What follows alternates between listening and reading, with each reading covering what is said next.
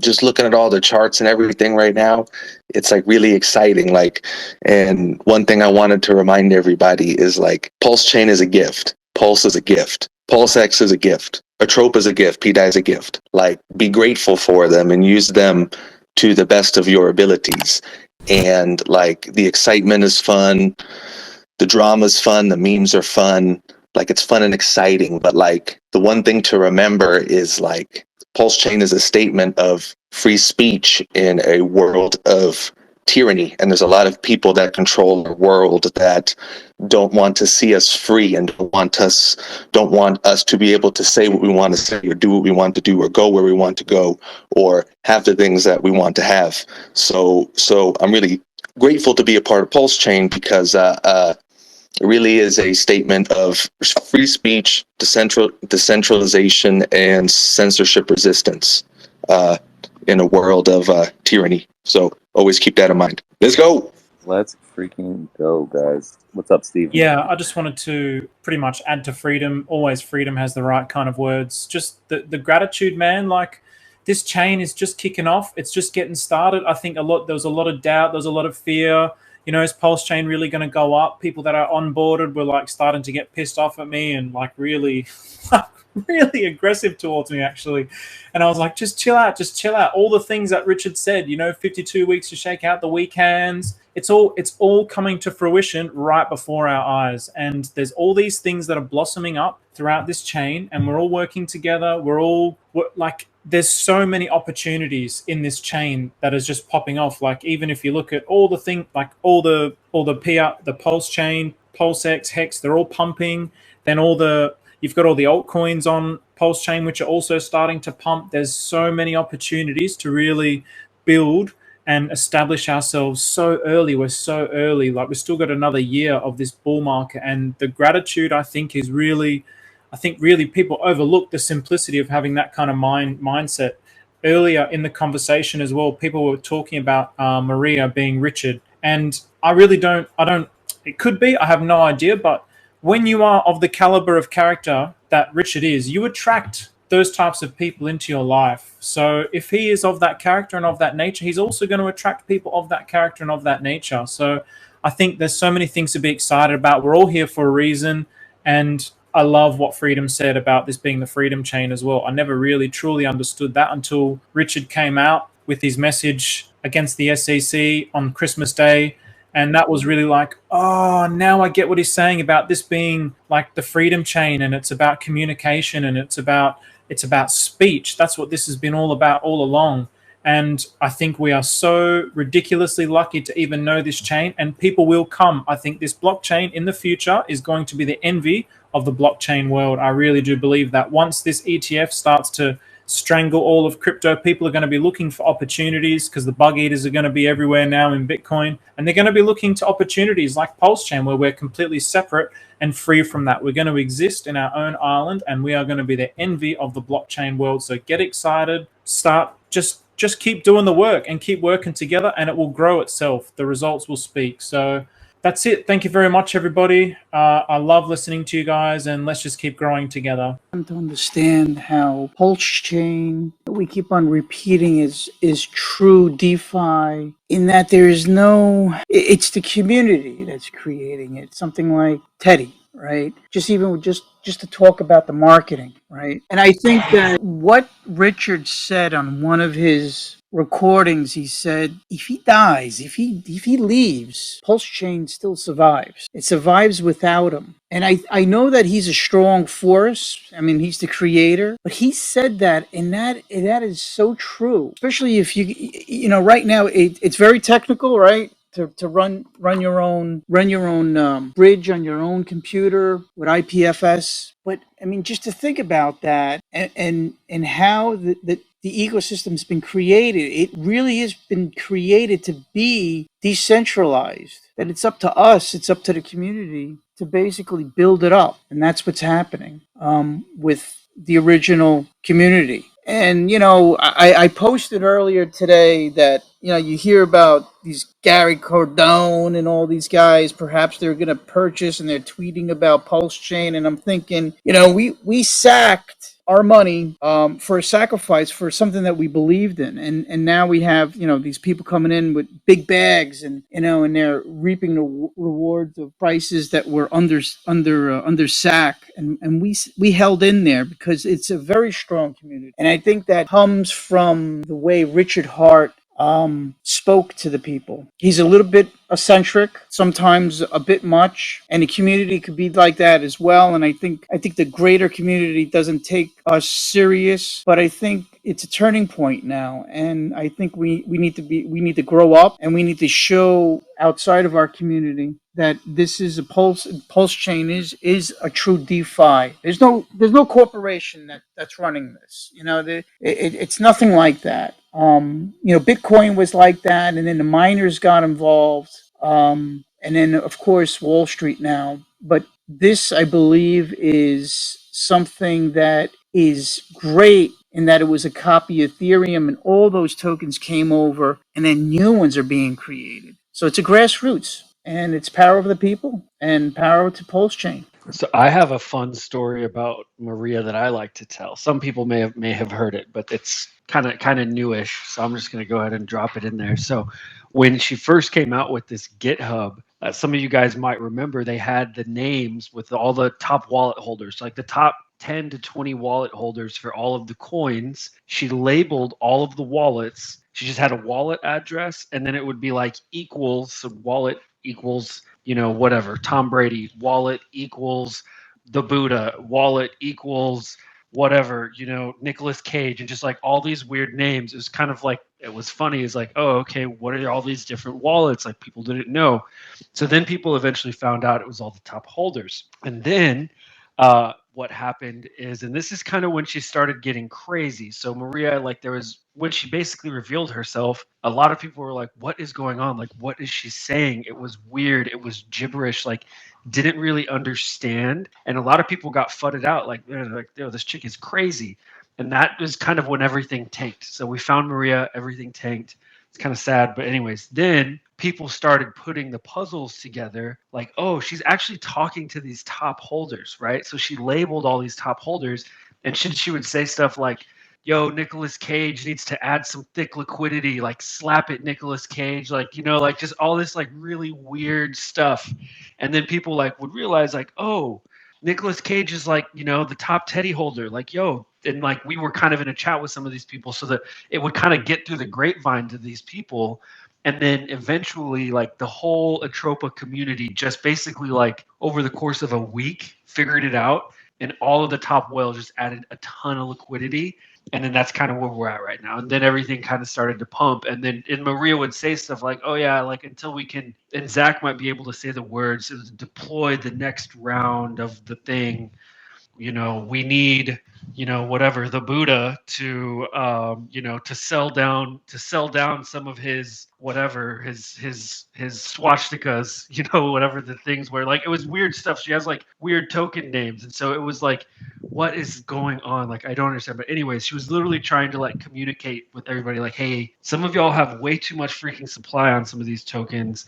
We need to kind of like fix this up before we can really like move up. And it was kind of interesting to see. I've never seen anybody do anything like that, but it was like some Matrix, hidden national treasure. It's funny I said Nicolas Cage, he is the national treasure guy. But anyways, yeah, that's kind of how it was. And that's how this whole thing has been. It's been like a big old treasure hunt from the beginning and like little hints and stuff. So that's always just like a fun story. So turns out she wasn't crazy after all. She's actually a genius.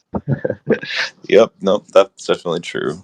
But yeah, I do want to welcome up to the stage Surfacing, aka MBA. What's going on, bud? Hey, how's it going, everyone? Can you hear me? Loud and clear. Yes. Perfect. Awesome. Yeah, so the whole handshake or dysnomia or whatever you want to call it, it's kind of interesting. I pretty much I understand where she is or he's getting at with it. And I get like, I mean, not the full technology behind it, but the whole premise of it. So like when you do a handshake and you have a connection from one device to another device, you need to make sure that connection is secured. And so you can, send sensitive information across it. Well, was it like a blockchain, blockchain, or like a recursive kind of handshake or connection thing. Essentially what that is that like, so you know how like on a blockchain it's like sit on a block and then they're all chained out and then it's there forever type of stuff. It like validates the order of everything and kind of gets made kind of thing. Essentially, she wants to make a connection that is like that, and then like you said, it like eats itself. So it doesn't necessarily like store to anything, but the end. So like let's say we have two devices and we trade on those two devices. Those two devices could then like validate that trade actually happened. And then one of the devices, when it connects to the main blockchain, can then add that to the next block. But the two connections that are like there, they can work together and they can do that transaction without necessarily being connected to the entire system. Does that kind of make sense? A little Yes, bit. kind of, sort of. So basically, so it's like a messaging layer essentially, where these two can communicate, independently of the blockchain, and then at some point there's a whole. So maybe it could be a whole network that's communicating independently, kind of doing their own, kind of like ZK rollups. I think that's kind of how they do. And then there's like batch transfers. Yeah, exactly. Is that how? Okay. Essentially something like that. So that's what Maria's trying to do? Yeah, that's why I think at one point it was called like a layer 0, because that's what that is. It's a communication layer. But yeah, it's essentially like they're trying to do it so that, yeah, it's just like short and multiple connections at the same time, because it's like P2P. Do you remember back in the day when you had like file sharing services and you do like P2P kind of sharing? It's like that, but like within blocks type of thing. And so essentially like now it's like, well, what can we use that for? I don't really know. So is Maria's really making a game, like as I'm thinking of it, like a video game?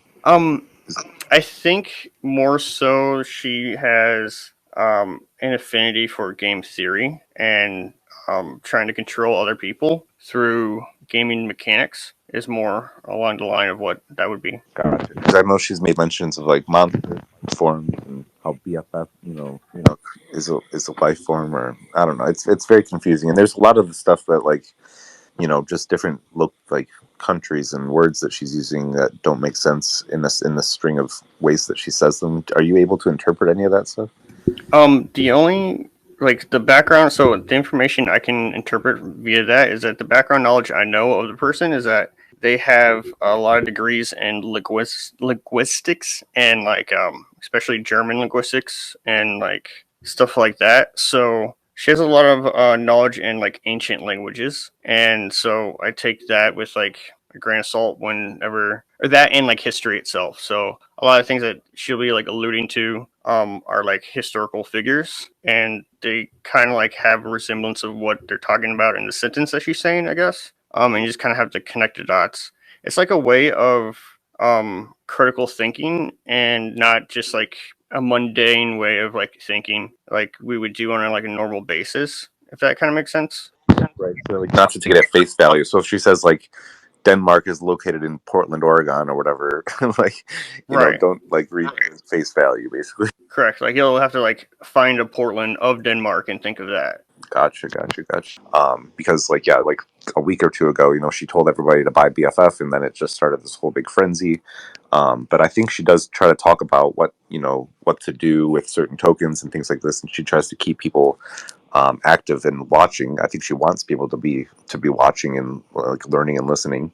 You think I'm correct on that? Yeah, totally.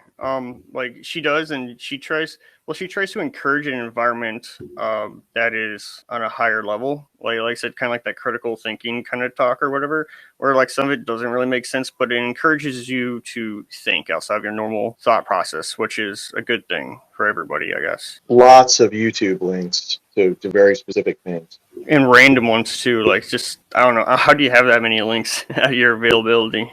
I don't know. Do you think that she may be like collecting our IPs by using those links? Oh, I mean, if you use the IRC, like the IRC stores all your IPs regardless. Like you can see everybody's IP in there when you click on their names. But I just don't know what the purpose of the YouTube videos are. I guess because I watch a lot of them and I just try to make connections to what's going on, and usually there's none in my eyes. I guess I don't know. A lot of times there's I think that's their attempt at socializing.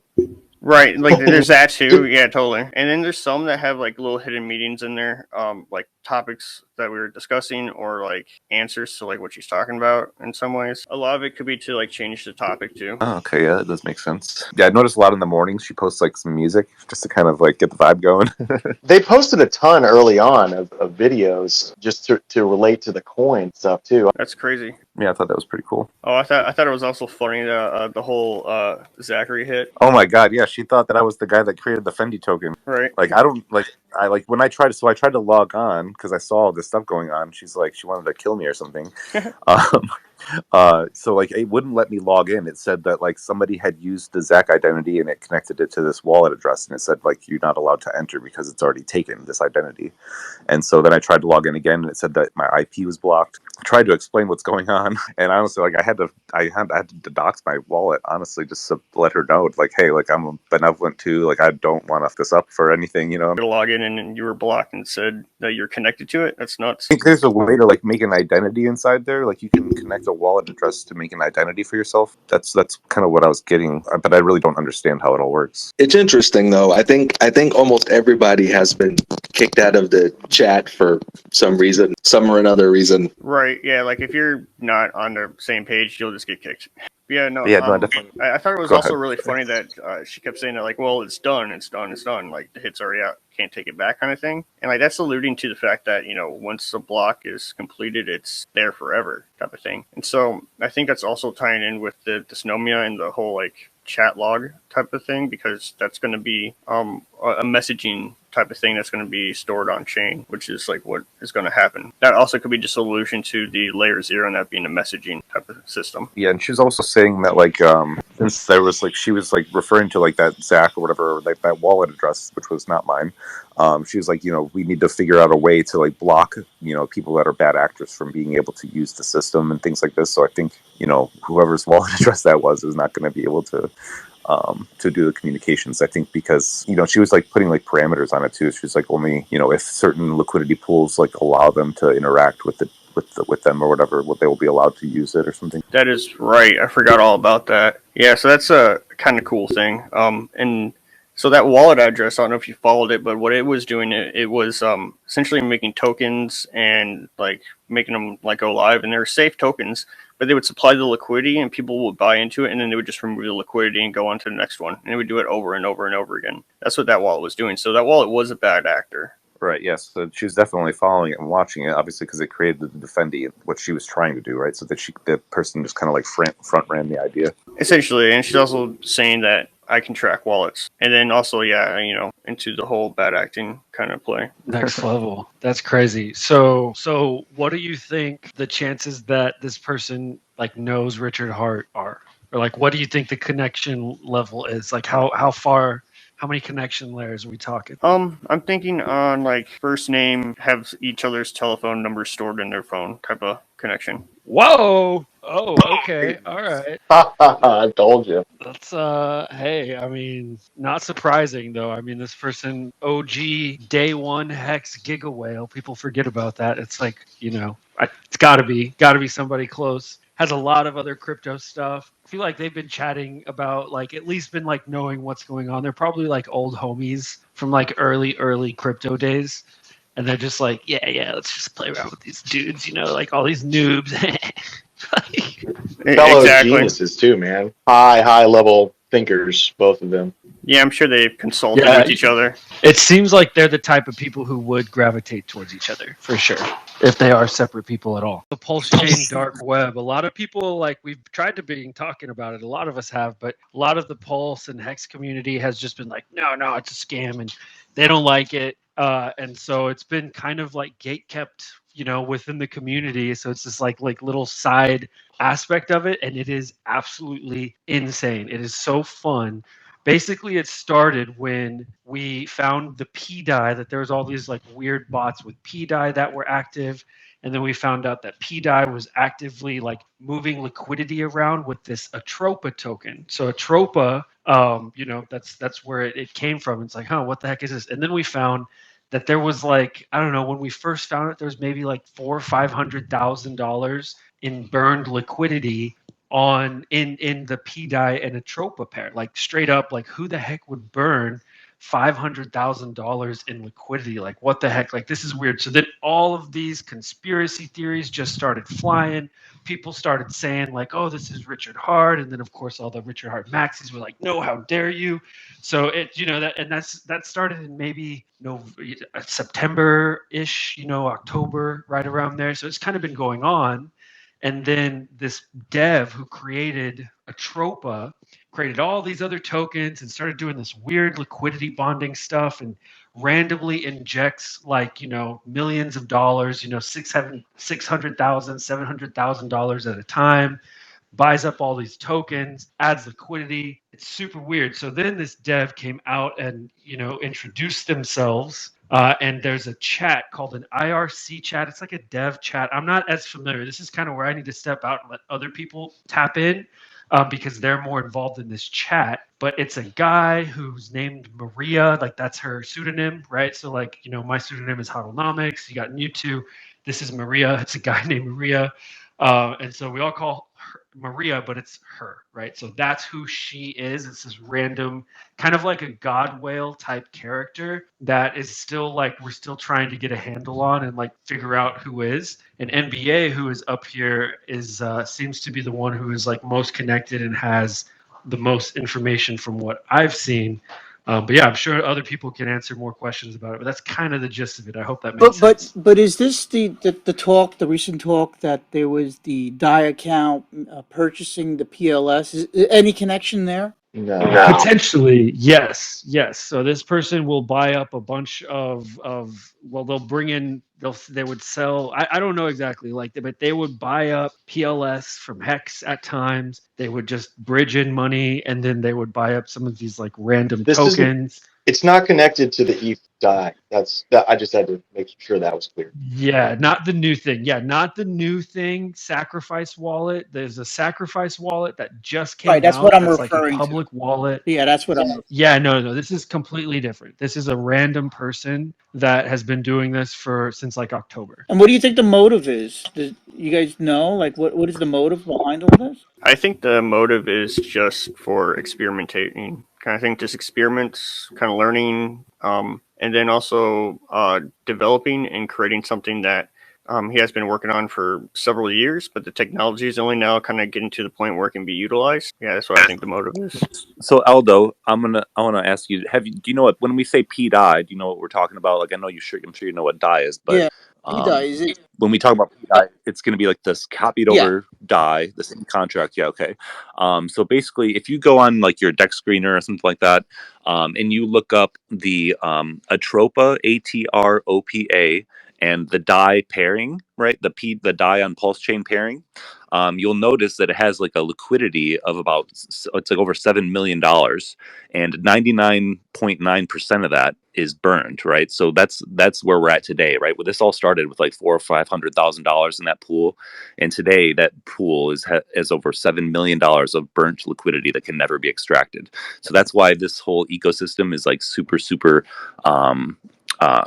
it's really important, right? So this is like a big deal.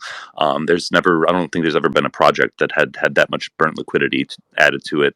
The developer, who we call Maria, was anonymous to us. Basically, we don't exactly know who it is. We do have speculative ideas, but that doesn't really matter too much. The whole idea is that like they chose this PDI token, right? The copied DAI token, to use as like the basis of like this whole web of liquidity that they're like building with all these different tokens that are connected through the Atropa DAI pair, basically. And they have stated in the Atropa IRC chat that one purpose of this whole Atropa ecosystem basically was to create stabilization for the copied over P stable coins. So in my opinion, a big part of this whole plan was to bring the P copied over coins, or at least some of them, up to their parity with their Ethereum counterparts. Yeah, so when people are talking about like, oh, P died to $1, like it's not like some random like, oh yeah, just like some Jeets, saying it like P died to $1. Like, no, there's some actual legs behind it with some serious weird bot activity and whale games going on behind the scenes, and It's like this stuff interesting. has been. It's interesting. There's a video that RH talked about of the actual stable coins on Pulsechain, and in the beginning of the video, he was almost like theorizing and talking about. I think in the context of the video, he was talking about Tether and how at one point Tether was not exactly fully backed to the dollar, but it was still trading at $1. So he was theorizing in the video when he was talking to this gentleman about how fractionalized a stable coin can be and still trade for $1. So it's interesting that this atropa Maria is burning all these millions of dollars of liquidity, and I mean, we'll see where it goes. Right? We're all in the same boat. We'll see where it goes. So basically, I mean, this what it looks like, right? On layman's terms, it looks like it's trying to bring stability to stable coins within the ecosystem of Pulse Chain.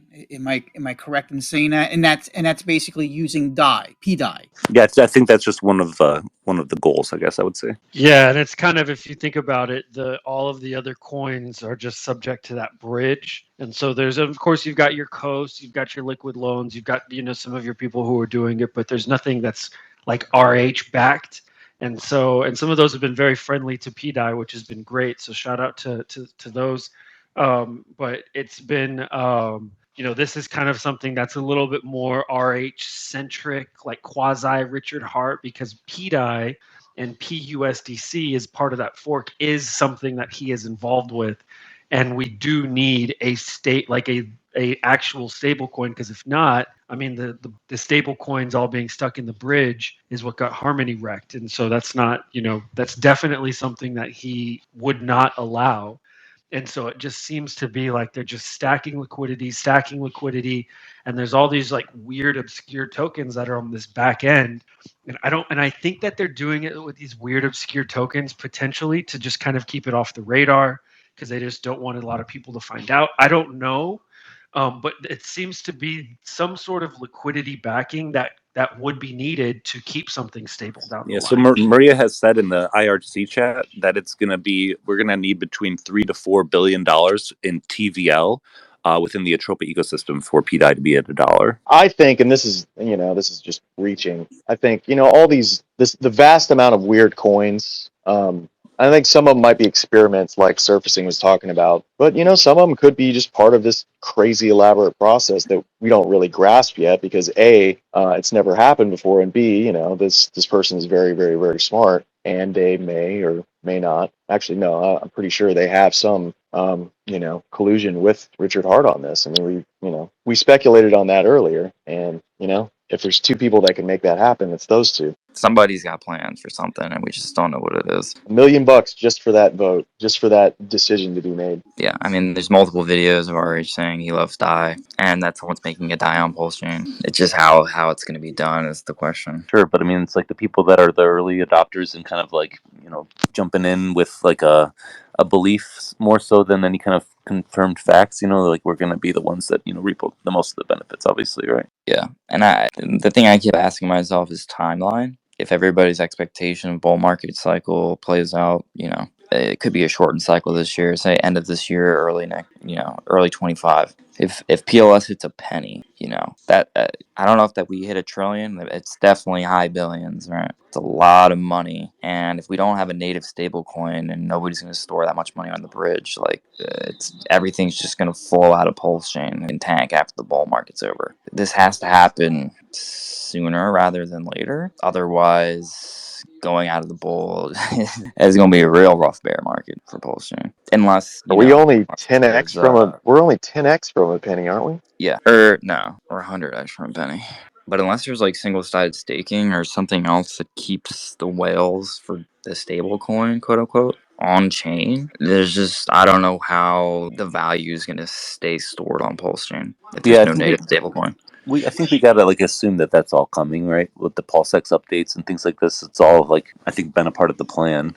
I think Richard's just kind of waiting to shake out people until he's ready to reveal those updates. Yeah, for sure. I just wonder how much of this is like, if Richard Hart is just involved and there's a plan for PDI and, if Maria is a part of it or not. How much of this timeline is being. I wonder if he's playing this cycle or if he's playing the SEC situation or both. Because somebody mentioned earlier in the spaces that I think it was Coach. He was finding all those wallets that were linked to the single-sided staking, but then that whole thing got pulled in July, right around when the SEC case was filed. So I'm wondering if there is a plan, if the delay is whether or not he's playing the cycle of Bitcoin and just the cycle in general, or if he's playing this trying to see if he can get the SEC case dismissed and then just come, flying out the gate with whatever he's got cooking.